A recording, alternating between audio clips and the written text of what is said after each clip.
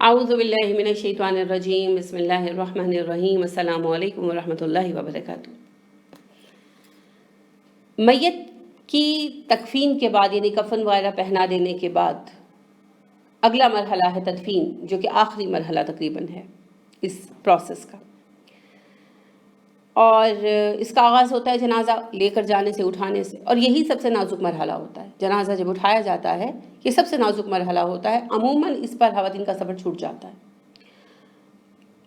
وہ چیخنے چلانے اور یعنی نوحہ کرنے لگتی ہیں پیچھے، یعنی آوازیں طرح طرح کی باتیں کرنے لگتی ہیں، ان سے برداشت نہیں ہو پاتا۔ تو اس کا طریقہ کار یہ ہے کہ جنازہ اٹھانے کا جب کریں کہ بھئی بس اب اٹھانا ہے، تو اس سے کچھ دیر پہلے ان کو صبر کی تلقین کی جائے، قریبی محرم حضرات کریں یا رشتہ دار خواتین دیندار جو ہوں وہ کریں، اور ان کو جو نوحہ کرنے کی سزا ہے وہ یاد دہانی ان کو کرائی جائے، تو اس سے پھر یہ ہوگا کہ انشاءاللہ صبر قائم رہے گا۔ تو جنازہ اٹھانے میں جلدی کرنی چاہیے۔ ابو ہریرہ رضی اللہ عنہ کہتے ہیں کہ رسول اکرم صلی اللہ علیہ وسلم نے فرمایا، جنازے کے معاملے میں جلدی سے کام لو۔ اگر مرنے والا نیک ہے تو اس کے لیے بھلائی ہے، لہٰذا اسے بھلائی کی طرف جلدی پہنچاؤ۔ اگر مرنے والا گنہگار ہے تو اس کے لیے برائی ہے، لہٰذا اسے اپنے کندھوں سے جلد اتار ڈالو۔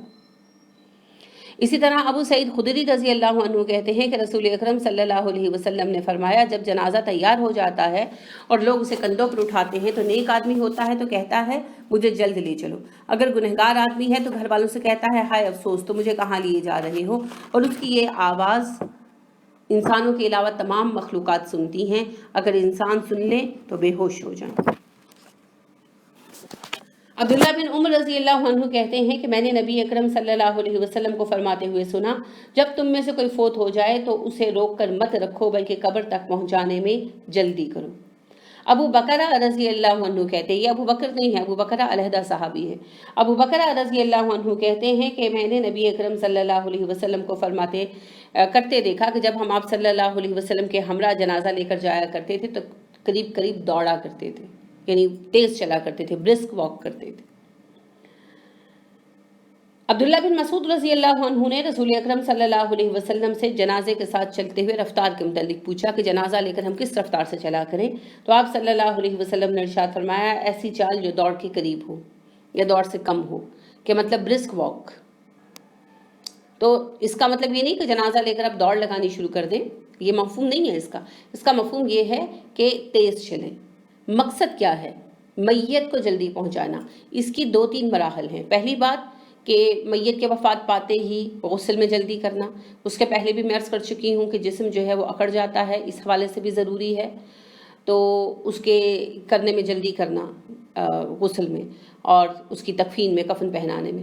اس کے بعد پھر جتنی جلدی ہو سکے نماز جنازہ کا اہتمام کرنا، اس میں دیکھنا ہوتا ہے نا کہ قبر کی کھدائی وغیرہ کا، تو جتنی جلدی ممکن ہو سکے ایز سون ایز پاسبل کا اصول رکھا جائے، پھر لے جاتے ہوئے بھی جلدی کرنا، ٹھیک ہے۔ تو اب یہ جو ہمارے یہاں ایک چل پڑا ہے طریقہ کار کہ جی اب میت 2 دن رکھی ہوئی ہے، 3 دن رکھی ہوئی ہے، سرد خانوں میں رکھوا دیتے ہیں، کیوں جی وہ فلاں نے امریکہ سے آنا ہے، فلاں نے لنڈن سے آنا ہے۔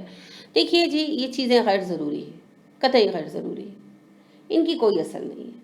چہرہ دیکھنا ہے، چہرہ دیکھ لینے سے کیا ہوگا؟ کسی کے چہرہ دیکھ لینے سے کیا دوبارہ زندگی مل جائے گی، یا کسی کے چہرہ دیکھ لینے سے کوئی جنتی ہو جائے گا؟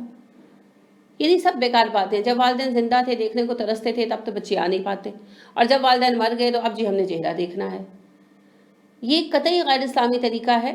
میت کو رکھنے کا کوئی جواز نہیں ہے، کوئی جواز نہیں ہے، یہ کوئی مسئلہ نہیں ہے۔ ہاں آپ تعزیت کے لیے آ رہے ہیں، آپ آئیں، آپ کے بہن بھائی موجود ہیں، اللہ ان کو زندگی دے، آپ ان کا حوصلہ بڑھائیں، وہ آپ کا حوصلہ بڑھائیں۔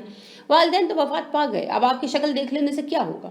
یہ نا غیر ضروری قسم کی جذباتیت ہے۔ ہم بنیادی طور پر ایک بڑی جذباتی قوم ہے، ہم ذہن سے نہیں صرف دل سے سوچتے ہیں، تو یہ بالکل بیکار باتیں ہیں، اور اسلام ان کو قطعی وقت نہیں دیتا، ٹھیک ہے۔ لہٰذا کسی بھی شخص کے مرنے کے بعد اس کی تدفین میں جلدی کرنا اس کے ساتھ حسن سلوک ہے، تو اس کے لیے سٹینڈ لینا چاہیے باقی لوگوں کو۔ بس معقول آپ انتظار کریں کہ ان کی جیسے ظاہری بات ہے، فجر کے وقت اگر وفات پائی تو قبر کے کھدنے کا ٹائم سارا آپ ایسٹیمیٹ کرتے ہیں، تو کرتے کراتے ظہر کا ٹائم ہو جاتا ہے، بس ٹھیک ہے۔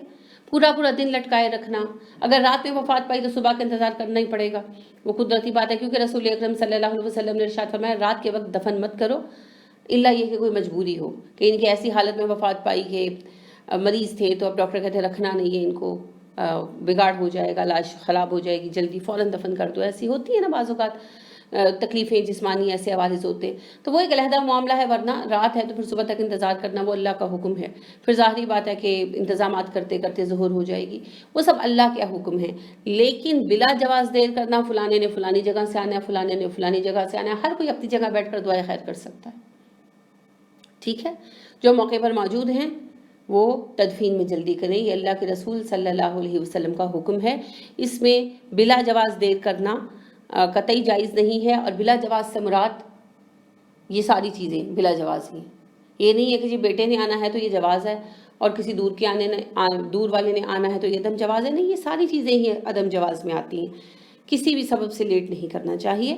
اللہ رب کریم ہمیں توفیق عطا فرمائے اور اسلام کے طریقوں پر چلنے کی ہمت دے، ان کو قبول کرنے کی ہمت دے. آمین. سبحانک اللہم و بحمدک ونشہد ان لا الہ الا انت ونستغفرک ونتوب الیک. السلام علیکم ورحمۃ اللہ وبرکاتہ.